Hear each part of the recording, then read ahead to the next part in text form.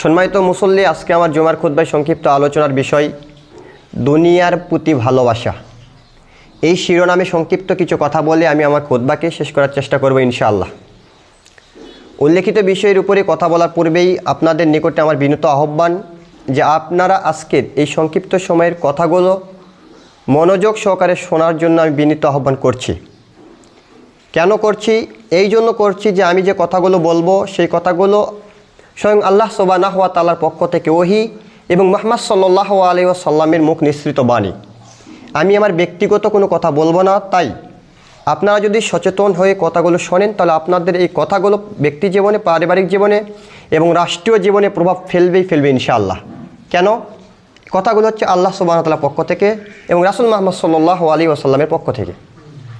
তাই সংক্ষিপ্ত সময়ে যে কথাগুলো বলবো আপনারা মনোযোগ সহকারে শোনার জন্য আমি বিনীত আহ্বান করছি। সম্মানিত মুসল্লিবৃন্দ, যে বিষয়টা নিয়েছিলাম যে দুনিয়ার প্রতি ভালোবাসা বা দুনিয়ার মোহ, রাসূলুল্লাহ সাল্লাল্লাহু আলাইহি ওয়াসাল্লাম তিনি বলছিলেন যে আদম সন্তান যখন বৃদ্ধ হয় তখন তার কাছে দুইটি জিনিস জোয়ান হয়। আদম সন্তানের বয়স যখন যত বেশি হয় তার কাছে দুটি জিনিস তত জোয়ান হয়। জোয়ান বোঝেন না আপনারা? মানে যুবক হয়। একটি হচ্ছে কি? সম্পদের প্রতি মোহ, সম্পদের প্রতি ভালোবাসা। আর একটি হচ্ছে কি? হায়াতের প্রতি ভালোবাসা। যখন হায়াত শেষ হয়ে যাবে আদম সন্তানের, আদম সন্তান তখন আরও বেশি দিন এই পৃথিবীতে থাকার জন্য আশা আকাঙ্ক্ষা করে। আর একটা কী করে? সম্পদের প্রতি ভালোবাসা বেড়ে যায়। সম্পদ যা আছে তার দ্বিগুণ তিনগুণ করার চেষ্টা থাকে। অথচ তার যে অনন্তকালের একটা জীবন আছে সেই জীবনের প্রতি তার কোনো হিসাব নেই। কেন নেই? এই দুনিয়াবী এই জীবন এমন একটা পরিস্থিতির মধ্য দিয়ে যাচ্ছে যে পরিস্থিতিটা হচ্ছে অনেক লোভনীয়। দুনিয়ার এই সাময়িক জীবন 30, 40, 50 বছর, 60 বছরের হায়াত এই আদম সন্তানের কাছে অনেক লোভনীয়। যেই লোভনীয়তার প্রলোভনে পড়ে আদম সন্তান দুনিয়াকে ভোগ করছে, কিন্তু তার জন্য যে ভবিষ্যতে একটা অনন্তকালের জীবন পাড়ি দিতে হবে, যেটা হচ্ছে আখিরাতের জীবন, সেই জীবনের প্রতি এই আদম সন্তান গাফিল হয়ে আছে। অথচ আল্লাহ সুবহানাহু ওয়া তাআলা বলছেন, কি বলছেন? কুল্লু মান আলাইহা ফান ওয়া ইয়াবকা ওয়াজহু রাব্বিকা যুল জালালি ওয়াল ইকরাম। শোনো, পৃথিবীতে যা তোমরা বিচরণ করছো তোমরা মনে রেখো যে পৃথিবীর মাঝে যা কিছু আছে, আসমান এবং জমিনের এই ফাঁকা জায়গায় মাঝখানে যা কিছু আছে সব কিছু ধ্বংস হয়ে যাবে। রব্বুকা যুল জালালি ওয়াল ইকরাম, একমাত্র আমি আল্লাহ, আমার সত্তা ব্যতীত, আমার চেহারা ব্যতীত। এই যে আল্লাহ সুবহানাহু ওয়া তাআলা দায়িত্বহীন ঘোষণা সূরা আর-রহমান 26 এবং 27 নম্বর আয়াতে আল্লাহ বললেন যে পৃথিবী এবং পৃথিবীর মাঝে যা কিছু আছে সব কিছু ধ্বংস হয়ে যাবে, একমাত্র আমি আল্লাহ, আমি ব্যতীত। কিন্তু যে আল্লাহ সুবহানাহু ওয়া তাআলা ধ্বংস হবে না, সে আল্লাহ সুবহানাহু ওয়া তাআলা হুকুম অমান্য করে এই আদম সন্তান, যে আদম সন্তানকে আল্লাহ সুবহানাহু ওয়া তাআলা সৃষ্টি করেছেন, সেই আদম সন্তান সেই আল্লাহ সুবহানাহু ওয়া তাআলা হুকুমকে অমান্য করে এই দুনিয়ার যেগুলো ধ্বংস হয়ে যাবে সেগুলো মোহে পড়ে আল্লাহ সুবহানাহু ওয়া তাআলাকে ভুলতে বসেছে। অথচ আল্লাহ সুবহানাহু ওয়া তাআলা দায়িত্বহীন ঘোষণা আজও কোরআন মাজিদের পাতায় পড়ে আছে, কিন্তু আজকে আমরা কোরআন মাজিদ পড়ি না, পড়তে জানিও না। সম্মানিত উপস্থিতি, কেন জানি না, কেন পড়ি না? এই জন্য জানি না, এই জন্য পড়ি না যে এই যে দুনিয়া 60, 70, 80 বছর হায়াত, এই হায়াত তো আমাদের দুনিয়া উপার্জনেই ব্যস্ত। তাহলে আমি আল্লাহকে চিনবই কি করে আর আল্লাহকে জানা প্রয়োজন মনেই করবো কেন? সম্মানিত উপস্থিতি, আপনাকে আল্লাহ সুবহানাহু ওয়া তাআলা হায়াত দিয়েছে হুমরি খালি নয়। আপনি হায়াত পেয়ে এই দুনিয়ার জিন্দেগিতে যা ইচ্ছা তাই করবেন এই জন্য নয়। আপনি ভাবেন না যে আপনার এই 60, 70 বছরের হায়াতের একটা সেকেন্ড আল্লাহর দরবারে বোঝাতে হবে না, এটা ভাবেন না। সুনানে তিরমিজিতে একটা হাদিস বর্ণিত হয়েছে, আব্দুল্লাহ ইবনে মাসউদ রাদিয়াল্লাহু তাআলা আনহু থেকে বর্ণিত। তিনি বলেন, রাসূল সাল্লাল্লাহু আলাইহি ওয়াসাল্লাম বলেছেন, লা তাজালা কাদাম ইবনে আদম ইয়াউমাল কিয়ামাহ, কিয়ামতের মাঠে একজন বনি আদম সন্তানকে এক পা সামনে এগুতে দেওয়া হবে না, হাত্তা ইয়াসআল আন খামসিন, যতক্ষণ পর্যন্ত 5টি প্রশ্নের উত্তর না দিয়ে নেওয়া হয়েছে। আজকে আপনি দুনিয়া উপার্জন করছেন, দুনিয়ার প্রতি এত ভালোবাসা যে আল্লাহ সুবহানাহু ওয়া তাআলা আপনাকে সৃষ্টি করেছে, সে আল্লাহ সুবহানাহু ওয়া তাআলাকে আপনি ভুলতে বসেছেন। আপনি দেখেন তো যে 5টি প্রশ্নের মধ্যে আপনার এই দুনিয়ার জীবনের হিসাব দিতে হবে কিনা।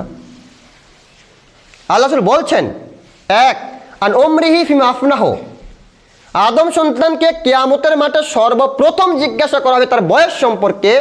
বলা হবে যে তোমাকে 60-70-80 বছর দুনিয়াতে যে বয়স দিয়েছিলাম, তুমি আজকে সেই 60-70-80 বছর বয়সের হিসাব মিলাও, হিসাব দাও যে তুমি এই সময়টা কোন পথে ব্যয় করেছো। সেখানে যদি দেখা যায় যে আপনার ওই সময়ের মধ্যে আল্লাহকে দেওয়ার 5টি মিনিট সময় নেই, তখন আপনার কি হবে? যদি দেখা যায় যে রাতে এবং দিনে 24টি ঘন্টা আল্লাহ সুবহানাহু ওয়া তাআলা ফ্রি অক্সিজেন পেয়ে, আলো বাতাস পেয়ে আপনি বড় হয়েছেন, অথচ সে আল্লাহ সুবহানাহু ওয়া তাআলার জন্য আপনার 5 মিনিট সময় ব্যয় করতে পারেননি, অথচ ব্যয় করেছেন আপনার সন্তানের জন্য, আপনার স্ত্রীর জন্য, আপনার ব্যবসায়িক কাজে, আপনার অফিসের কাজে, আপনার কি বলে দৈনন্দিন জীবনের যে প্রয়োজনীয় কাজে আপনি সময় ব্যয় করতে পেরেছেন। অথচ যে আল্লাহ সুবহানাহু ওয়া তাআলা আপনাকে সৃষ্টি করেছে, সে আল্লাহ সুবহানাহু ওয়া তাআলার জন্য 5 মিনিট সময় নেই, সেই দিন আপনার কি হবে? আপনি একটু নিজের দিকে হিসাবটা লাগান। আপনার সময় হয় কৃষিকাজে, আপনার সময় হয় ব্যবসার কাজে, আপনার সময় হয় অফিসের কাজে, আপনার সময় হয় ওই পাতি নেতার পিছনে স্লোগান দেওয়ার কাজে। অথচ যে আল্লাহ সুবহানাহু ওয়া তাআলা আপনাকে খাওয়াচ্ছে, যে আল্লাহ সুবহানাহু ওয়া তাআলা আপনাকে পড়াচ্ছে, যে আল্লাহ রুজি পেয়ে আপনি বড় হচ্ছেন, যে আল্লাহ আলো বাতাস পেয়ে আপনি বড় হচ্ছেন, ফ্রি অক্সিজেন পেয়ে, সে আল্লাহর জন্য আপনার 5 মিনিট সময় হয় না। সম্মানিত উপস্থিতি, সেই দিন যদি আপনার এই আল্লাহকে দেওয়া 5টি মিনিট সময় ওইখানে না পাওয়া যায়, সেদিন আপনি ভাবুন যে আপনার পরিস্থিতি কেমন হতে পারে। আল্লাহ রাসূল বলছেন, 2, ওয়ান শাবাবি ফিমা আবলাহ, জিজ্ঞাসা করাবে তার যৌবনকাল সম্পর্কে, যে তোমাকে আমি যে যৌবনের একটা রক্ত দিয়েছিলাম, সেই রক্ত, সেই সময় তুমি কোন পথে ব্যয় করেছো।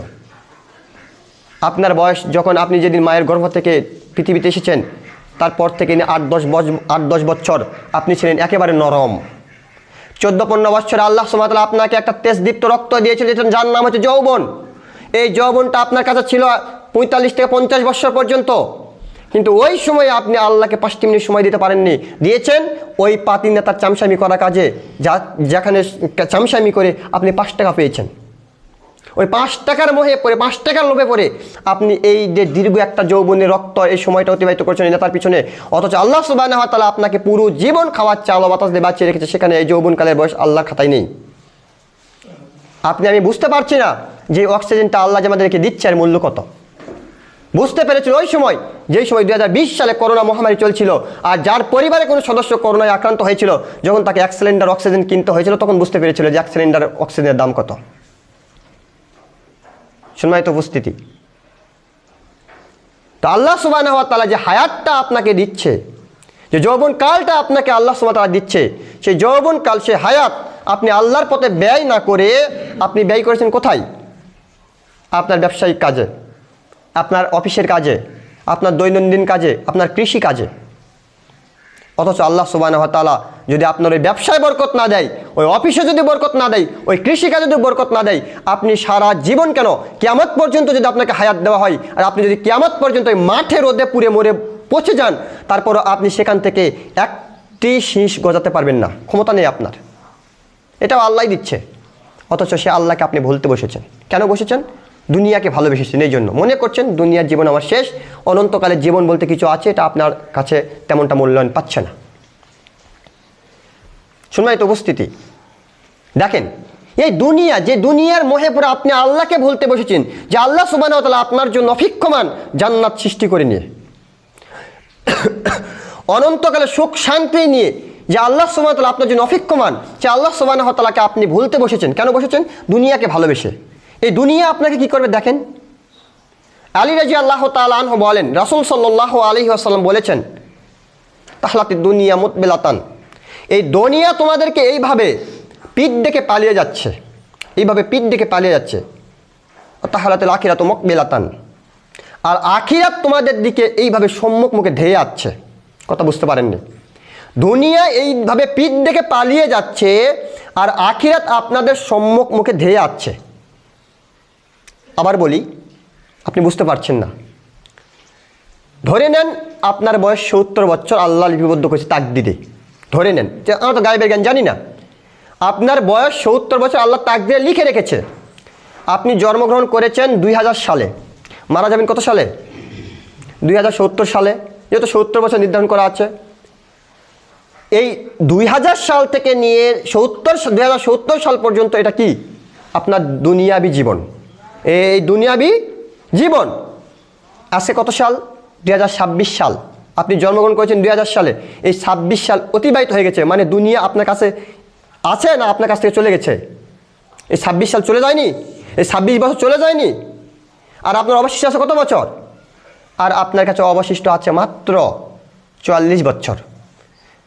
যেই দিন আপনি জন্মগ্রহণ করেছেন সেই দিন আপনার কাছে অবশিষ্ট ছিল 70 বছর, আর আজকে 26 বছর দুনিয়া অতিবাহিত হয়ে গেছে, এখন আপনার কাছে অবশিষ্ট আছে কত বছর? 44 বছর। তার মানে এই 26 বছর আখিরাত তোমার দিকে এগিয়ে এসেছে। যেই দিন জন্মগ্রহণ করেছিলেন সেই দিন থেকে নিয়ে আপনার 70 বছর হায়াত ছিল, আজকে 26 বছর কেটে গেছে, মানে দুনিয়া 26 বছর পিছনে চলে গেছে, আর আখিরাত ওই 26 বছর এগিয়ে এসেছে। এই কথা আল্লাহ রাসূল বলছেন যে দুনিয়া তোমাদেরকে পিঠ দেখে পালিয়ে যাচ্ছে এইভাবে, আর আখিরাত তোমাদের সম্মুখ মুখে ধেয়ে যাচ্ছে। আপনার কাছ থেকে একটি সেকেন্ড অতিবাহিত হওয়া মানে একটি সেকেন্ড দুনিয়া পিছনে চলে গেল, আখিরাত আপনার সামনে আসছে। এই বাক্য বলার পরে আল্লাহ রাসূল বলছেন, শোনো, ফাকুনু মিন আবনাইল আখিরাহ, তোমরা আখিরাতের সন্তান হও, ওয়ালা তাকুনু মিন আবনাইদ দুনিয়া, তোমরা দুনিয়ার সন্তান হয় না, তোমরা আখিরাতের সন্তান হও। যে আখিরাত তোমাদের দিকে ধেয়ে যাচ্ছে, এই আখিরাতের জন্য তোমরা কিছু করো, দুনিয়ার সন্তান হয় না, দুনিয়া তোমাদেরকে ধোঁকা দিয়ে চলে যাচ্ছে। ফা ইন্না ইয়াওমা আমালুন ওয়ালা হিসাবাহ, এই দুনিয়া হচ্ছে আমলের জায়গা, যেখানে কোনো হিসাব নেওয়া হয় না। যে সময়টা আপনাকে দেওয়া হয়েছে, এই সময়টা আপনার আমলের জন্য দেওয়া হয়েছে, এই সময়ের মধ্যে আপনার হিসাব নেওয়া হবে না। আপনি দেখবেন আপনার প্রতিবেশী যত নষ্টামি আর নোংরামি প্রত্যেকটি কাজের সাথে জড়িত, তারপরেও তার রুজির অভাব হচ্ছে না। যত অবৈধ পথ ও পন্থা রয়েছে টাকা ইনকামের, সমস্ত পথ ও পন্থা অবলম্বন করে টাকা ইনকাম করছে আপনার প্রতিবেশী, তার অনেক টাকা, অঢেল সম্পদ, আল্লাহকে ধার ধারে না, রাসূলকে ধার ধারে না। পক্ষান্তরে আপনি একজন পরেশগার মানুষ, দিনদার মানুষ, 5 ওয়াক্ত সালাত আদায় করেন, তাহাজ্জুদের সালাত আদায় করেন, অথচ আপনার অভাব অনটনের শেষ নেই। এক সঞ্জা খাবার পেয়ে আরেক সঞ্জা খাবার হয় না। আপনি ভাবছেন যে আমি এত আমল করছি, অথচ আমার এত অভাব। আমার প্রতিবেশী নষ্টামি আর নোংরামিতে মেতে আছে, যত অবৈধ পথ এবং পন্থা রয়েছে সেই সকল পথ এবং পন্থা থেকে টাকা ইনকাম করছে, কই ওর তো অভাব হয় না। মনে রাখবেন, আল্লাহ সুবহানাহু ওয়া তাআলা কারো রোজ বিচার করে না।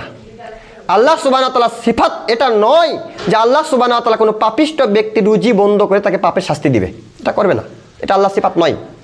আল্লাহ সুবহানাহু ওয়া তাআলা বিচার করবেন একদিন, যেই দিন করবেন সেই দিন কাউকে ছাড় দিবে না। যার কারণে ফেরাউনের মতো স্বৈরাচারী, স্বেচ্ছাচারী, বদমেজাজি শাসক, তার কোনো রুজির অভাব হয়নি। হয়েছে? হয়নি। পৃথিবীর ইতিহাসে সবচেয়ে বদমেজাজি, স্বৈরাচারী, স্বেচ্ছাচারী শাসক ছিল ফেরাউন। সেই ফেরাউনের মতো ব্যক্তির আল্লাহ রুজি বন্ধ করেননি। তাহলে আপনার প্রতিবেশী কেন করবে? এই দুনিয়া তো হচ্ছে আমলের জায়গা, আপনি আমল করুন, এখানে তো হিসাব হবে না। যেই দিন হিসাব হবে সেই দিন আপনি দেখতে পারবেন আপনার প্রতিবেশীর অবস্থা কেমন হয়, 12টা বেজে যাবে। যেই দিন হিসাব হবে কিয়ামতের মাঠে, সেই দিন বুঝতে পারেন ফেরাউনের অবস্থা কেমন হয়। অথচ আল্লাহ সুবহানাহু ওয়া তাআলা ফেরাউনকে রাজত্ব দিয়েছিলেন, এত বড় স্বৈরাচারী শাসককে। তার মানে আল্লাহর সিফাত হচ্ছে, আল্লাহর গুণ হচ্ছে, তিনি রোজ বিচার করবে না, তিনি একদিন বিচার করবে, সেটা হচ্ছে কিয়ামতের দিন। আর আল্লাহ সুবহানাহু ওয়া তাআলা যদি কাউকে পাপের শাস্তি দুনিয়াতে দিতে চায়, তাহলে কারো রুজি বন্ধ করে পাপের শাস্তি দিবে না। এটা আল্লাহর ঠনকো বিষয়। কারণ আল্লাহ হচ্ছেন রাজ্জাক, তিনি রাজ্জাক নাম নিয়েছেন। তিনি যদি রাজ্জাক নাম নিয়ে যদি কারো রুজি বন্ধ করেন, তাহলে এই নামের সম্মান নষ্ট হয়ে যাবে। অতএব যে যত পাপিষ্ট হোক, যে যত স্বৈরাচারী হোক, স্বেচ্ছাচারী হোক, আল্লাহ সুবহানাহু ওয়া তাআলা তার রুজি বন্ধ করবে না। যদি করত, তাহলে ফেরাউনের মতো স্বৈরাচারী শাসক এক ঢোক পানি পান করতে পারতো না। অতএব আল্লাহ রাসূল বলছেন, দেখো, আল ইয়াওমা আমালুন ওয়ালা হিসাবা, এই দুনিয়াটা হচ্ছে আমলের জায়গা, এখানে কোনো হিসাব হবে না। ওয়া গাদা হিসাবুন ওয়ালা আমালা, আর আখিরাতটা হচ্ছে হিসাবের জায়গা, ওখানে কোনো আমল চলবে না।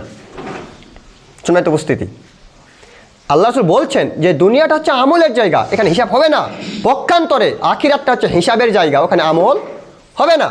আপনি আখিরাতে কিয়ামতের মাঠে আল্লাহকে সিজদা দিতে চাইলে আপনি পারবেন না, ওখানে শুধু হিসাবই হবে আপনার। আপনাকে যদি সিজদা দিতে হয়, আল্লাহর আদেশ এবং নিষেধ মানতে হয়, তাহলে দুনিয়াতে মেনে যেতে হবে।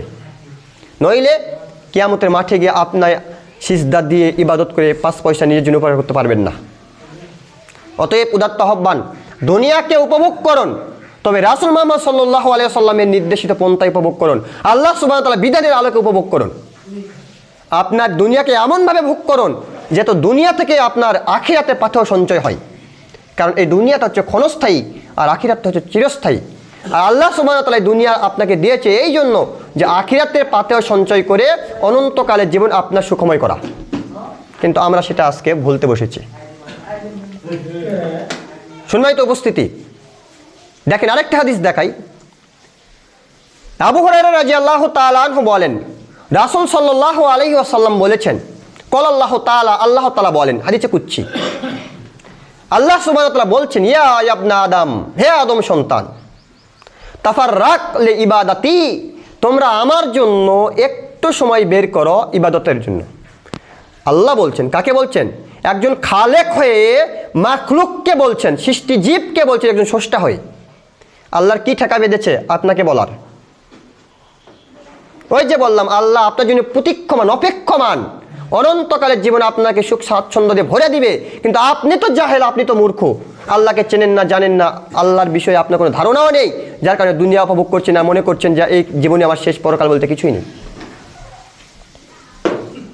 আল্লাহ বলছেন, ইয়া ইবনা আদম, হে আদম সন্তান, তাফাররাক লি ইবাদাতি, তোমরা একটু সময় বের করো আমার ইবাদতের জন্য। যদি করো তাহলে আমি তোমাদের জন্য দুটি কাজ করব। দেখেন, আল্লাহ বললেন যে আমার ইবাদতের জন্য একটু সময় বের করো, বাস যথেষ্ট। কিন্তু আল্লাহ পক্ষান্তরে কি বললেন? যদি বের করো তাহলে আমি তোমাদের জন্য দুটি কাজ করব। দেখেন, আপনি ইবাদত করবেন, আপনি নেকি পাবেন, আপনার পরকাল সফল হবে। পক্ষান্তরে আল্লাহ আপনাকে এই ইবাদতের জন্য সময় বের করার কারণে দুনিয়াতে দুটি পুরস্কার দেবে। সুবহানাল্লাহি ওয়া বিহামদিহি। আপনি বুঝতে পারছেন না যে আপনি, আল্লাহ আপনার প্রতি কত দয়াবান। একটা উদাহরণ দিই, আপনাদের সকলের তো ছেলে মেয়ে আছে না? কেমন ভালোবাসেন? কেমন ভালোবাসেন? আপনার সামনে যদি আপনার ছেলে মেয়েকে একটা থাপ্পড় মারা হয়, আপনি মারতে দিবেন? দিবেন না। দেখেন একটা হাদিস দেখাই, কথার প্রসঙ্গে কথা চলে আসলো। আল্লাহ সুবহানাহু ওয়া তাআলা, আল্লাহ রাসূল সাল্লাল্লাহু আলাইহি ওয়াসাল্লাম বলছেন যে আল্লাহ সুবহানাহু ওয়া তাআলার নিকটে রয়েছে 100টি দয়া, 100টি দয়া। আনজালা মিনহুমা রাহমাতান ওয়াহিদাতান রাহমাতান, আল্লাহ সেখান থেকে নাজিল করেছেন একটি মাত্র দয়া। 100টি দয়া আল্লাহর কাছে রয়েছে, সেখান থেকে একটি দয়া নাজিল করেছেন আল্লাহ কোথায়?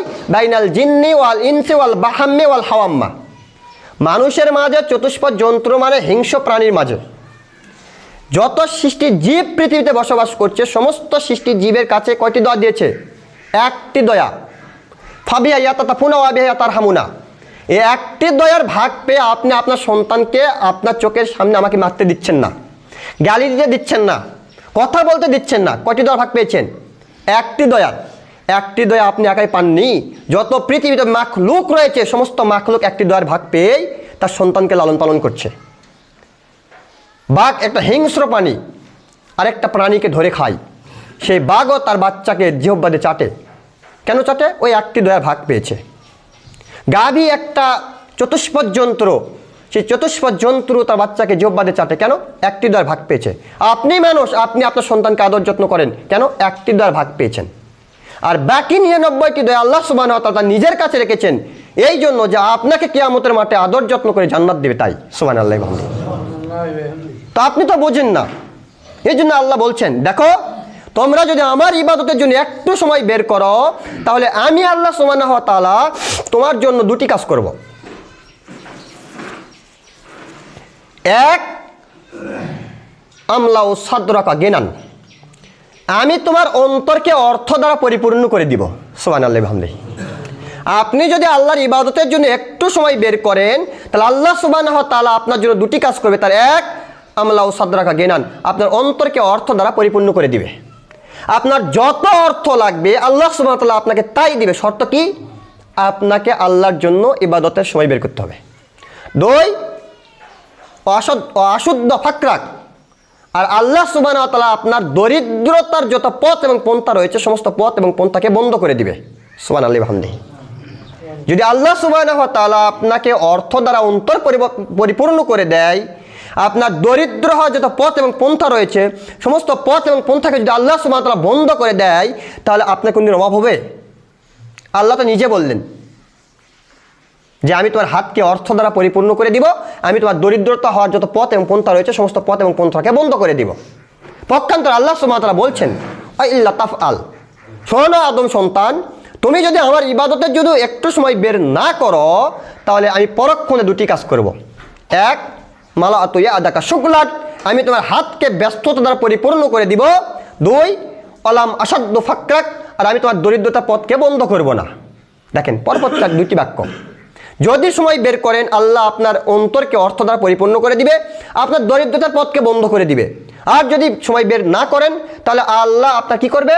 হাতকে ব্যস্ততা দ্বারা পরিপূর্ণ করে দিবে, আর আপনার দরিদ্রতা পথকে বন্ধ করবে না। দেখেন, আপনি আল্লাহর পথে সময় দিচ্ছেন না, ব্যবসায়িক ব্যস্ততা, সাংসারিক ব্যস্ততা, অফিসিয়ালি ব্যস্ততা, সারা দিন ব্যবসা করছেন আপনি, সকাল 8টা থেকে নিয়ে রাতের 10টা পর্যন্ত। আল্লাহকে সিজদা দেওয়ার মতো আপনার হাতে সময় নেই, এবং দেখছেন চাক্ষুষ যে আপনার কাছে দিনে 1.5, 2, 3 হাজার টাকা মতো লাভ চলে যাচ্ছে, অত মাস শেষে দেখা যাচ্ছে যে আপনার 50,000 টাকা ঋণ হয়ে গেছে। কেন হয়েছে? ওই যে আল্লাহ বললেন তোমাকে ব্যস্ততাই দিব, কত ব্যস্ত হবা হও, তোমার দোকানে এত ব্যস্ত করে রাখবো যে তুমি আমার 5 মিনিট সময় দিতে পারবে না। আর কি করব? তোমার দরিদ্রতা যত পথ রয়েছে সব খুলে দিব। এর নাম হচ্ছে বরকত। আপনার তখন বরকত উঠে যাবে। আপনি মাসে 50,000 টাকা ইনকাম করলেও মাস শেষে আপনি হিসাব করে দেখেন আপনার 50,000 টাকা ঋণ আছে। আপনাদের স্থানীয় বাজারে দেখেন, যারা বড় বড় ব্যবসায়িক খুব বেচা কিনা করছে, অনেক লাভ করে, মাসে হিউজ পরিমাণ খরচ করছে পরিবারের জন্য, বছর শেষে দেখা যাচ্ছে 5-7টা ব্যাংক থেকে 1.5 কোটি টাকা ঋণ হয়ে আছে। কেন আছে? এটা হচ্ছে বরকত। এখানে বরকত নেই, বরকত এখান থেকে উঠে গেছে। যার কারণে, ব্যস্ততার কারণে, তার বরকত উঠে যাওয়ার কারণে সে ঋণের মধ্যে হাবুডুবু খাচ্ছে। আর যদি সময় বের করতেন, আল্লাহকে সময় দিতেন, দেখেন না আপনার মসজিদের ইমামকে কয় হাজার টাকা মাসে বেতন দেন, মুয়াজ্জিনকে কয় হাজার টাকা মাসে বেতন দেন? 5,000 টাকা, সর্বোচ্চ 7,000 টাকা। তো ওর দিন তো ভালোই যাচ্ছে, ওর মাস শেষে তো ঋণও হয় না। এর নাম হলো বরকত। আপনি কোটি টাকা ইনকাম করলেও আপনি একদিন ভিক্ষুক হবেন, এ কথাই ঠিক। শোনাই তো উপস্থিতি, আল্লাহ সুবহানাহু ওয়া তাআলা বললেন অত্র হাদিসে, শোনো তোমরা যদি দুটি কাজ করো, আমার জন্য একটি ইবাদতের জন্য সময় বের করো, তাহলে আমি আল্লাহ সুবহানাহু ওয়া তাআলা তোমার জন্য দুটি কাজ করে দিব। এক, তোমাদের অন্তরকে অর্থ দ্বারা পরিপূর্ণ করে দিব, আর তোমাদের কি করব? তোমাদের দরিদ্রতা যত পথ রয়েছে সব বন্ধ করে দিব। আর যদি সময় বের না করো, তাহলে আমি তোমাদের হাতকে ব্যস্ততা দ্বারা পরিপূর্ণ করে দিব, আর তোমাদের কি করব? দরিদ্রতার যত পথ রয়েছে সব পথ খুলে দিব। শোনাই তো উপস্থিতি, আপনারা কি আল্লাহকে সময় দিবেন? ইনশাআল্লাহ বলেন। যদি দেন, আপনার ইহকাল সফল হবে, আপনার পরকাল সফল হবে। আমি আজ থেকে কমসে কম 2-3 বছর আগে মসজিদে খুতবা দিয়ে গেছি। যতটুকু মুসল্লি দেখেছি, আজও ততটুকু মুসল্লি দেখছি। আপনাদের এই মসজিদে যত মুসল্লি আছে, তাদের কি নাতিপুতিও নেই? তাদের কি কোনো সন্তানের 3 বছর হয়নি? কেন আপনারা নিয়ে আসেন না? আপনাদের প্রতি আমার উদাত্ত আহ্বান, প্রত্যেক সলাতের সময় আপনাদের ছোট ছোট নাতিদেরকে নিয়ে আসবেন। আপনি যদি আজকে ওই নাতিদেরকে এই মসজিদমুখী না করতে পারেন, আপনার প্রজন্ম মারা যাওয়ার পরে আপনার নাতিদের যখন সময় আসবে, তখন এই মসজিদ বিরান পড়ে থাকবে, মুসল্লি থাকবে না সলাত আদায় করার জন্য। এখন থেকেই ওই ছোটো বাচ্চাকে ট্রেনিং দিতে হবে।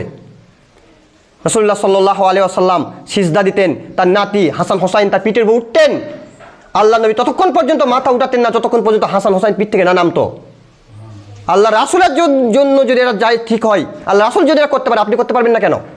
আজকে আপনি সালাত আদায় করছেন, আপনার ভবিষ্যৎ প্রজন্ম জনদের মধ্যে থেকে যাবে। আপনার প্রত্যেকটি সন্তান, প্রত্যেকটি ছেলে মেয়ে নাতিদেরকে নিয়ে আসবেন মসজিদে সালাতের সময়। তারা যতই দুষ্টামি করুক, যত মসজিদ কমিটি বাধা দেখ, আপনি কার কথা তোয়াক্কা করবেন না। আজকে যদি সন্তান মসজিদমুখী না হয়, বড় হলে সন্তান কখনো মসজিদের বারান্দায় আসবে না। তখন আপনার মসজিদের টাইলস ঠিক থাকবে, ফ্যান ঠিক থাকবে, ফ্যানের বাতাস করার মতো মুসল্লি থাকবে না। শুনতে উপস্থিতি, এই জন্য বলছি আল্লাহকে সময় দেবেন, আল্লাহ আপনাকে ইহকাল সফল করবে, পরকাল সফল করবে। আল্লাহ আমাদেরকে বোঝার তৌফিক দান করুক, সকলে আল্লাহুম্মা আমিন। আল্লাহুম্মা সাল্লি আলাইহি আল্লাহুম্মা বারিক আলাইহি।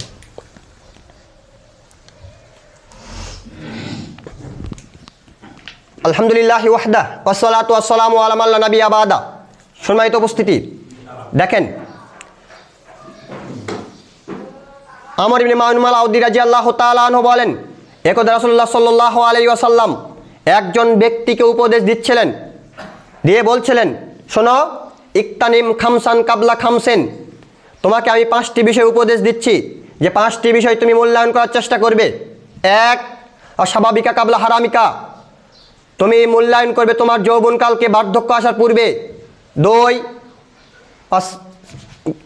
গেনাকা কাবলা ফাকরিকা, তুমি মূল্যায়ন করবে তোমার সচ্ছলতাকে দরিদ্রতা আসার পূর্বে।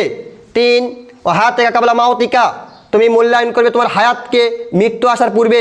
4, ফারাগা কাবলা সগলিকা, তুমি মূল্যায়ন করবে তোমার ব্যস্ততাকে অবসরকে ব্যস্ততা আসার পূর্বে। 5 তুমি মূল্যায়ন করবে তোমার হায়াতিয়া কাবলা মাউতিকা, আপনার হায়াতকে মৃত্যু আসার পূর্বে। আল্লাহ নবী মুহাম্মদ সাল্লাল্লাহু আলাইহি ওয়াসাল্লাম একজন সাহাবীকে উপদেশ দিচ্ছেন, শোনো তোমাকে 5টি বিষয় আমি উপদেশ দিচ্ছি যেগুলো তুমি মূল্যায়ন করবা। প্রথমে যে বাক্য বলছেন, কি বলেছিলেন? শাবাবাকা কাবলা হারামিকা, তুমি মূল্যায়ন করবে তোমার যৌবনকালকে বার্ধক্য আসার পূর্বে। আপনাকে মূল্যায়ন করতে হবে যৌবনকাল। যৌবনকালের রক্ত আল্লাহ সুবহানাহু ওয়া তাআলার পবিত্র আমানত। আরে আল্লাহ সুবহানাহু ওয়া তাআলা এই সময়ের ইবাদত আল্লাহর নিকটে সবচেয়ে প্রিয়। যখন মানুষ বৃদ্ধ হয় তখন মানুষ মসজিদমুখী হতে পারে, যখন মানুষ বৃদ্ধ হয় তখন মানুষ দাড়ি ছাড়তে পারে, যখন মানুষ বৃদ্ধ হয় তখন মানুষ টাকনুর উপর প্যান্ট পরতে পারে। যারা সমাজে আছে, যুবক আছে, তারা জানে যুবক বয়সে দাড়ি ছাড়া, যুবক বয়সে প্যান্ট টাকনুর উপরে পরা আর যুবক বয়সে দিনই কাজ করা কত কঠিন তারা জানে। আপনি হজ করেছেন, ব্যবসায় ডেভেলপ হয়েছে, সন্তান বড় হয়ে গেছে, ব্যবসা বুঝে দিয়েছেন, এসে আপনি মসজিদে মুতল্লিগিরি করছেন, মাশাআল্লাহ চমৎকার। কিন্তু আপনার যে বয়স আল্লাহ সুবহানাহু ওয়া তাআলা দিয়েছিল, সেই বয়সে আপনি আল্লাহকে একটা সময় সাদাকা করেননি। তো আপনার যদি এই হজ, আপনার যদি ইবাদত বৃদ্ধ বয়সে এসে করেন, এই ইবাদত কাজ দিবে কি দিবেন এটা আমি জানি না, বলতে পারবো না। তবে আমি আশাবাদী আপনার এই সময় যদি আপনি যৌবনকালে দিতেন তাহলে 100তে 100 যৌবনকালের ইবাদত আল্লাহর নিকটে গ্রহণযোগ্য হতো। কেন হতো? যৌবনকাল একটা রক্তের তেজ থাকে মানুষের, যখন মানুষকে মূল্যায়ন করা হিতাহিত জ্ঞান রাখে না। আর ওই সময় যেই ব্যক্তি এই দুনিয়া লোভনীয়তা পরিত্যাগ করে, এই দুনিয়াকে বিসর্জন দিয়ে, এই দুনিয়াকে বাদ দিয়ে সে আল্লাহ সুবহানাহু ওয়া তাআলার উদ্দেশ্যে রাসূল মুহাম্মদ সাল্লাল্লাহু আলাইহি ওয়াসাল্লামের নীতিতে নিজের জীবন পরিচালনা করবে, সেই ব্যক্তির জন্যই জান্নাত অপেক্ষমান, অন্য কারোর জন্য নয়। সম্মানিত উপস্থিতি, আল্লাহ সুবহানাহু ওয়া তাআলা বলছেন যে কি বলছেন? বাল তুসিরুনাল হায়াতাদ দুনিয়া, তোমরা এই দুনিয়া নিয়ে পড়ে আছো, অথচ এই দুনিয়া তো তোমার জন্য ক্ষণস্থায়ী, এটা চিরস্থায়ী জায়গা নয়। কেন তোমরা দুনিয়া নিয়ে পড়ে আছো? দুনিয়া তো চিরস্থায়ী নয়। ওয়াল আখিরাতু খায়রু ওয়া আবকা, আর তোমাদের জন্য অপেক্ষমান যে আখিরাত, যেটা চিরস্থায়ী, সেই দিনের, সেই আখিরাতের জন্য, সেই সময়ের জন্য তোমাদের ব্যক্তি জীবনে, পারিবারিক জীবনে, রাষ্ট্রীয় জীবনে এই দুনিয়াবী হায়াতের মধ্য দিয়ে কিছু ইনকাম করে নাও। করছো না কেন? আল্লাহ তো বলছেন যে তোমাদের এই ক্ষণস্থায়ী জীবনের পিছনে ছুটো না, তোমরা ছুটো কোথায়? তোমাদের আখিরাত নামক অনন্তকালে একটা জীবন পড়ে আছে, সেই জীবনের জন্য এই দুনিয়াকে দিয়েছে আল্লাহ সুবহানাহু ওয়া তাআলা কিছু পাথর সঞ্চয় করে আমার লক্ষ্যে।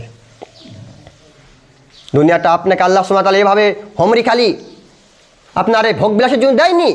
আল্লাহর প্রত্যেকটি সৃষ্টির পিছনে একটা উদ্দেশ্য রয়েছে। আপনাকে সৃষ্টি করেছে এই জন্যই যে আল্লাহ সুবহানাহু ওয়া তাআলা আপনাকে দেখবেন যে আপনি দুনিয়াতে কি উপার্জন করতে পারেন। যদি আপনার উপার্জন ভালো হয়, যদি আপনার নেকির পাল্লা ভালো হয়, তাহলে অনন্তকালে জান্নাত আপনার জন্য অপেক্ষমান। আর যদি আপনার নেকির পাল্লা হালকা হয়, দুনিয়াতে যা পাচ্ছেন তাই খাচ্ছেন, পরকালে ধার ধারছেন না, এইভাবে যদি জীবনযাপন করেন আর দেখা যায় কিয়ামতের মাঠে যে আপনার নেকির পাল্লা হালকা হয়ে যাচ্ছে, তাহলে আপনার জন্য জাহান্নাম অপেক্ষমান। সম্মানিত উপস্থিতি, সেই দিন আপনি কুল পাবেন না, আপনি কারো বিরুদ্ধে নালিশ করতে পারবেন না, আপনি বলতে পারবেন না যে ফেরেশতারা আমাদের বিরুদ্ধে এগুলো লিখে রেখেছে। আল্লাহ তো বলছেন ইকরা কিতাবাকা, সেই দিন আপনাকে আল্লাহ কিয়ামতের মাঠে বলবে তুমি তোমার কিতাব পড়ো। তখন আপনি কিতাব পড়বেন আর বলবেন মালি হাজাল কিতাব, হাই হাই কি আশ্চর্যজনক খাতা, লাউ সাগিরাতুল কাবীরা, যেখানে ছোট পাপ লেখা আছে, বড় পাপ লেখা আছে। আপনি আজকে দুনিয়াতে যা করছেন আপনার সম্মানিত লেখক ফেরেশতা লিখে রাখছে। আপনি কিয়ামতের মাঠে কারো উপর অপবাদ দিতে পারবেন না। সেই দিন আপনাকে কিয়ামতের মাঠে আল্লাহ সুবহানাহু ওয়া তাআলা খাতা ধরে দিয়ে বলবে ইকরা কিতাবাকা, তুমি পড়ো তোমার নিজের কিতাব আজকে। তখন আপনি পড়বেন আর বলবেন ঠিকই তো, আমি তো দুনিয়াতে 24 ঘন্টা এই পথে ব্যয় করেছি, কই 5টা মিনিট তো আল্লাহ পথে নেই। সেই দিন আপনার আফসোস কিছুই থাকবে না। সম্মানিত উপস্থিতি, অতএব পরকাল টিকাতে হলে আপনাকে দুনিয়াকে মূল্যায়ন করতে হবে। আর দুনিয়াকে মূল্যায়ন করতে হলে স্বয়ং মুহাম্মদ সাল্লাল্লাহু আলাইহি ওয়াসাল্লামের নীতিতে। আর রাসূল মুহাম্মদ সাল্লাল্লাহু আলাইহি ওয়াসাল্লামের নীতিতে যদি দুনিয়াকে মূল্যায়ন করতে পারেন, তাহলে আপনার জন্য অনন্তকালের জীবন সুখময় হবে ইনশাআল্লাহ। সম্মানিত উপস্থিতি, দেখেন আরেকটা হাদিস দেখাই। আবু হুরায়রা রাদিয়াল্লাহু তাআলা আনহু বলেন, রাসূল সাল্লাল্লাহু আলাইহি ওয়াসাল্লাম বলেছেন, তায়েসু আব্দুদ দিনার ওয়া দিরহাম, ধ্বংস হোক টাকা পয়সার পূজারী, ধ্বংস হোক দিনার দিরহামের পূজারী, ধ্বংস হোক টাকা পয়সার পূজারী, ধ্বংস হোক দিনার দিরহামের পূজারী। যারা টাকা পয়সাকে কক্ষিগত করে, যারা টাকা পয়সা ইনকাম করে হালাল হারাম বাছ বিচার করে না, এই সকল ব্যক্তি ধ্বংস হোক। কে বলছে? মুহাম্মদ সাল্লাল্লাহু আলাইহি সাল্লাম। আল্লাহ রাসূল বলছেন তার পরের বাক্যে, অল কাতিফাত ওয়াল খামিসাত, ধ্বংস হোক পোশাকের পূজারী, যারা পোশাকে বিলাসী তারা ধ্বংস হোক। দুই শ্রেণী ব্যক্তির ব্যাপারে অত্র হাদিসে রাসূল মুহাম্মদ সাল্লাল্লাহু আলাইহি ওয়াসাল্লাম ধ্বংস কামনা করছেন। এক, যে ব্যক্তি টাকা পয়সা পূজা করে, যারা টাকা পয়সা ইনকাম করে, হালাল হারাম বাছ বিচার করে না। দুই, যেই ব্যক্তি পোশাকে বিলাসী, যে পোশাকে বিলাসী বেশি বেশি পোশাক ক্রয় করে প্রয়োজন ব্যতীত। এই দুই শ্রেণীর ব্যক্তির ব্যাপারে স্বয়ং মুহাম্মদ সাল্লাল্লাহু আলাইহি ওয়াসাল্লাম ধ্বংস কামনা করছেন। কেন? দেখেন, আল্লাহ রাসূল বলছেন যে এই ব্যক্তির ধ্বংস এই জন্য, যদি এই ব্যক্তি এই পরিবারকে টাকা পয়সা দিতে পারে, যদি এই ব্যক্তি পরিবারকে পোশাক দিতে পারে, তাহলে পরিবার কি হয়? তার উপরে খুশি হয়। আর যদি পরিবারকে পোশাক দিতে না পারে, পরিবার যদি টাকা পয়সা দিতে না পারে, তাহলে পরিবার তার উপর রাগান্বিত হয়। বাস্তবতা কি তাই নয়? আপনি যখন টাকা ইনকাম করবেন, যখন আপনার স্ত্রী সন্তানের হাতে লক্ষ লক্ষ টাকা তুলে দিবেন, তখন আপনার সন্তান স্ত্রী খুশি হবে। একটা বার বলবে না যে তুমি এই টাকাটা কোন পথে আয় করেছো, তুমি কোথা থেকে আয় করেছো, চুরি করেছো না ডাকাতি করেছো, না ঘুষের টাকা না সুদের টাকা না হালাল টাকা, একথা বলবে না। তখন পরিবার খুশি হবে। যখন আপনার স্ত্রীর জন্য মাসে মাসে একটা করে ভালো মানের শাড়ি কিনে দিবেন, আপনার স্ত্রীর সন্তানের জন্য পোশাক কিনে দিবেন, তখন দেখবেন আপনি আপনার স্ত্রীর কাছে পৃথিবীর মধ্যে সর্বশ্রেষ্ঠ স্বামী। তখন আপনি দেখবেন আপনার সন্তানের কাছে পৃথিবীর মধ্যে সর্বশ্রেষ্ঠ পিতা। যখন আপনি দিতে পারবেন না, তখন দেখবেন ওই স্ত্রী আপনাকে বলবে যে তুমি পৃথিবীর মধ্যে সর্বনিকৃষ্ট স্বামী। আপনি একদিন দেখেন, আপনার স্ত্রী বাজারে যাওয়ার সময় বলেছে আমার একটা শাড়ি নিয়ে এসো, আপনার ছেলে বলেছে আমার জন্য একটু মিষ্টি নিয়ে এসো। আপনার স্মরণে আছে, আপনি যাচাই করার জন্য নেননি, চলে এসেছেন বাড়িতে, এসে আপনার স্ত্রী সর্বপ্রথমে আগে বলবে কই আমার শাড়ি কোথায়। যদি বলে যে আমার স্মরণে নেই বা টাকা নেই, তখন আপনার উপরে এতটা ক্ষিপ্ত হবে, আপনি যে প্রত্যেক মাসে মাসে শাড়ি দিয়েছেন ওটা তখন ভুলে যাবে, একটি মাস না পেয়ে। আপনার সন্তানের যদি মিষ্টি না পায়, সেদিন আপনি আপনার সন্তানের চেহারা দেখবেন। তো যদি দুনিয়ার এই টাকা পয়সার লোভে যে সন্তান, যে স্ত্রী আপনাকে একটু আগে সর্বশ্রেষ্ঠ উপাধি দিল, সেই সন্তান, সেই স্ত্রী একটু পরে সর্বনিকৃষ্ট আপনাকে বলতে পারে, তো যে আল্লাহ সুবহানাহু ওয়া তাআলা আপনি ফাঁকি দিয়ে, যে আল্লাহ সুবহানাহু ওয়া তাআলার আদেশকে অপেক্ষা করে আপনি টাকা ইনকাম করে সন্তানের মুখে, স্ত্রীদের মুখে, পরিবারের মুখে হাসি ফুটালেন, সে আল্লাহ সুবহানাহু ওয়া তাআলা আপনার ধ্বংস কামনা করবে না? সে রাসূল মুহাম্মদ সাল্লাল্লাহু আলাইহি ওয়াসাল্লাম কি আপনার জন্য ধ্বংস কামনা করবে না? আর রাসূল মুহাম্মদ সাল্লাল্লাহু আলাইহি ওয়াসাল্লাম যার জন্য ধ্বংস কামনা করবে, তার ধ্বংস অনিবার্য, তার ধ্বংস হওয়া থেকে মুক্তির কোনো সুযোগ নেই। সম্মানিত উপস্থিতি, তাহলে আপনাকে ভাবতে হবে, আল্লাহ রাসূল বলছেন দুই শ্রেণী ব্যক্তির ধ্বংস। কে? যে টাকা পয়সার পূজা করে, যে দিন আর দিরহামে পূজা করে। আরেকজন কে? যে পোশাকে বিলাসী, যে পোশাকের পূজা করে। সাবধান, উদাত্ত আহ্বান রাখছি, প্রয়োজন মাফিক আপনি ব্যয় করবেন। আপনার হালাল পথে যা ইনকাম হবে সেখান থেকে ব্যয় করবেন। অবৈধ পথে ইনকাম করে আপনাকে বিলাসিতা করতে হবে না। সম্মানিত উপস্থিতি, মুতারিব ইবনে আব্দুল্লাহ ইবনে শিক্কি রাদিয়াল্লাহু তাআলা আনহু বলেন যে তার পিতা বলছেন, তার পিতা একদা আল্লাহর নবীর নিকটে গেলেন, গিয়ে দেখছেন আল্লাহর নবী পড়ছিলেন। কি পড়ছিলেন? আলহাকুমুত তাকাসুর হাত্তা জুরতুমুল মাকাবির।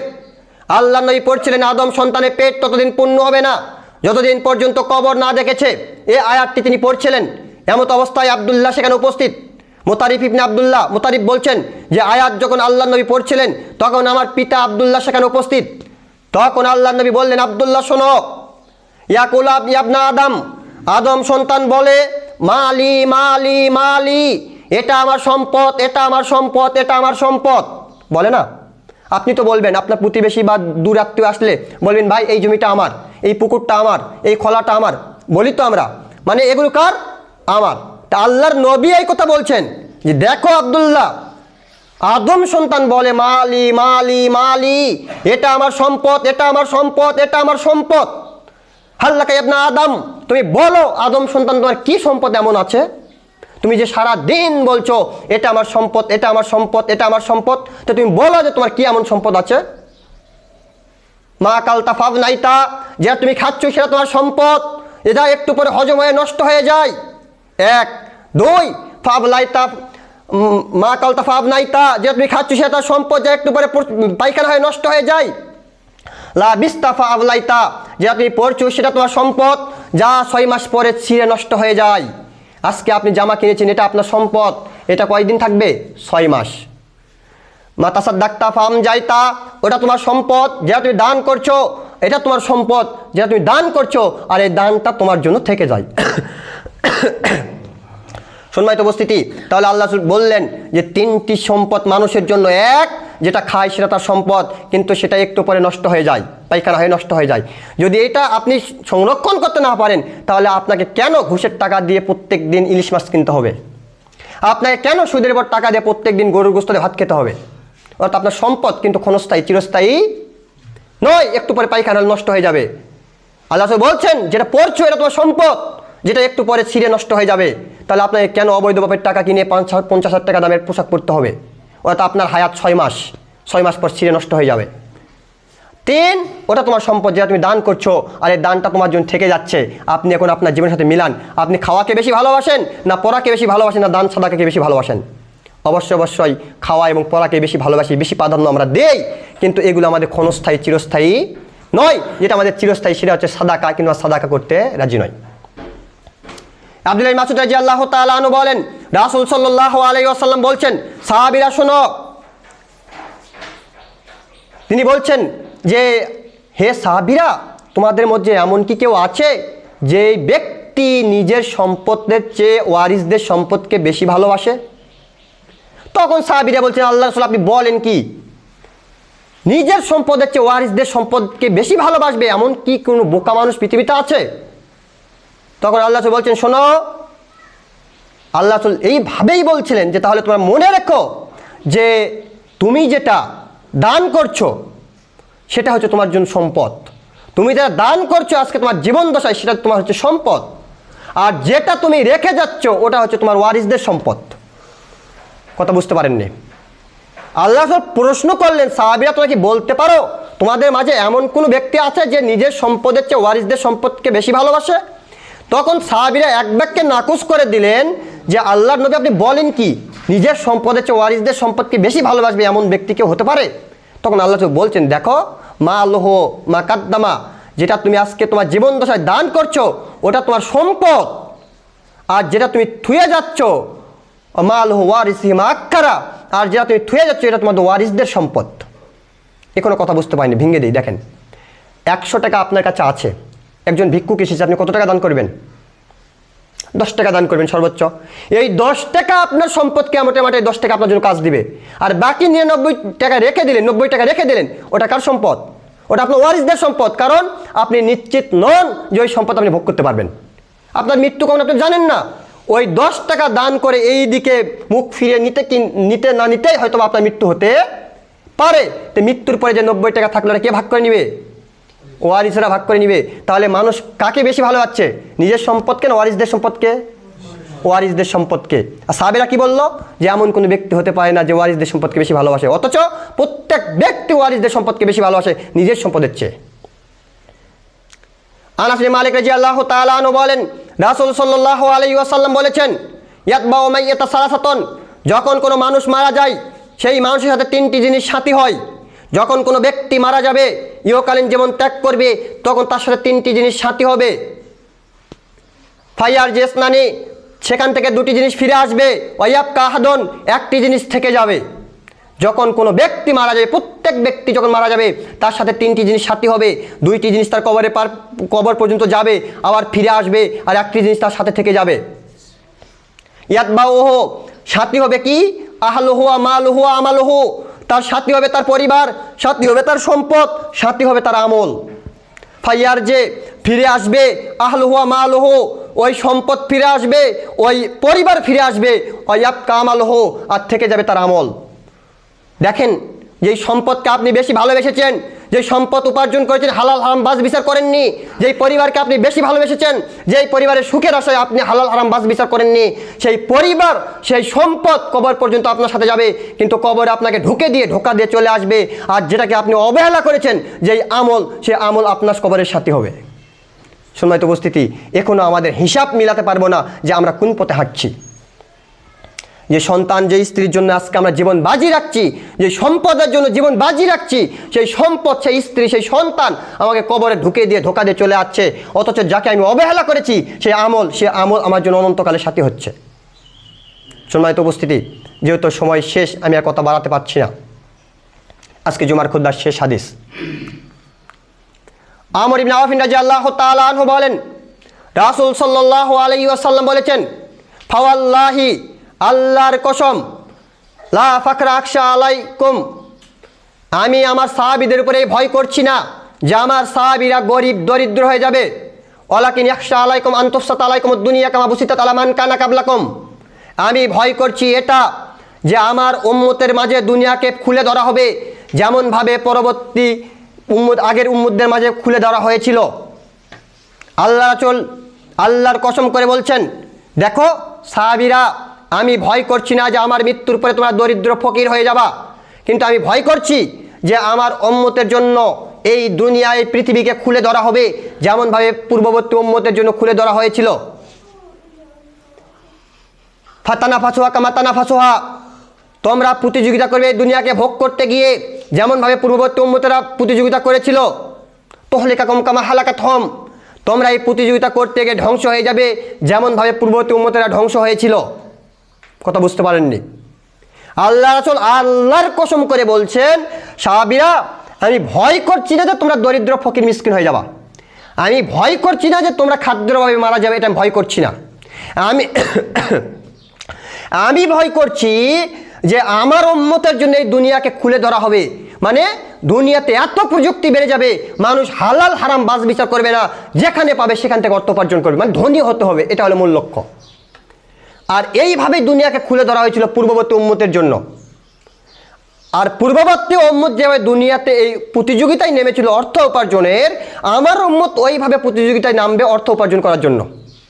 কিন্তু এই হালাল এবং হারাম বাছ বিচার না করার কারণে পূর্বের উম্মত যেভাবে ধ্বংস হয়েছিল দুনিয়া ভোগ করতে গিয়ে, আমার উম্মত সেভাবে ধ্বংস হবে দুনিয়া ভোগ করতে গিয়ে। আপনি এখন দেখেন শতকরা কত পার্সেন্ট মানুষ সঠিকভাবে জীবনযাপন করছে, শতকরা কত পার্সেন্ট মানুষ সত্যের উপর অটল আছে, শতকরা কত পার্সেন্ট মানুষ ইনসাফের উপরে প্রতিষ্ঠিত আছে, শতকরা কত পার্সেন্ট মানুষ রুজি রোজগার করছে কোনো মিথ্যা ধোঁকা ছলচাতুরি না করে। দুনিয়া তো ভোগের জায়গা নয়। আল্লাহ তো ভয় করছিলেন যে আমার উম্মত এভাবে প্রতিযোগিতা নামবে, পক্ষান্তরে দেখা যাবে তারা ধ্বংস হবে। অতএব উদাত্ত আহ্বান রাখছি, সময় শেষ, আপনারা দুনিয়া একটু উপভোগ করুন, কিন্তু আল্লাহ এবং আল্লাহ রাসূলের নীতিতে করুন। দুনিয়া আপনার চিরস্থায়ী জীবন নয়। আপনার এই দুনিয়ায় কষ্ট আপনি সহ্য করতে পারবেন, কিন্তু আখিরাতের অনন্তকালের কষ্ট আপনি সহ্য করতে পারবেন না। আর আল্লাহ আপনাকে সৃষ্টি করেছে, আপনি একজন জন্মদাতা পিতা হয়ে যদি সন্তানকে এত ভালোবাসতে পারেন, তাহলে যে আল্লাহ আপনাকে সৃষ্টি করলো সে আল্লাহ আপনাকে ভালোবাসে না? সে আল্লাহ তো আপনার জন্য এত সুযোগ সুবিধা অফার দিয়েছে, আপনি সেগুলো মূল্যায়ন করার চেষ্টা করুন। সম্মানিত উপস্থিতি, সর্বশেষ একটি কথা বলছি, আমরা মুসলিম, তাই না?